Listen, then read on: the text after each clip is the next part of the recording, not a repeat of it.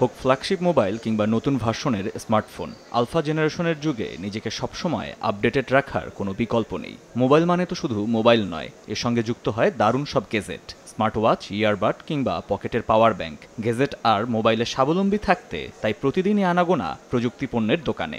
সব সময় তো আমরা চাই কিছু আপডেট, আর সবসময় আমরা চাই যে অল্প টাকার মধ্যে আমরা ভালো কিছু আপডেট কিভাবে পাবো। প্রসেসর যেটা বেটার মনে হয়, কম টাকার ভিতরে বেশি পাই ওইটা।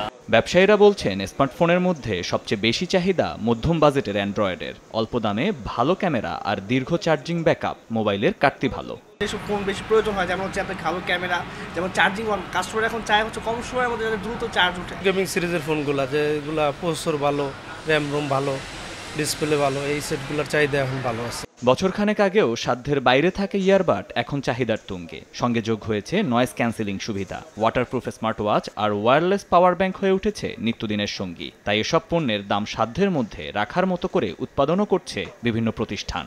2000-3000 টাকা ভালো ভালো ইয়ারফোন পাওয়া যাচ্ছে, যেমন একটা টাইমে আপনার 10-12 হাজার টাকা, 20 হাজার টাকা পর্যন্ত ইয়ারপড ছিল।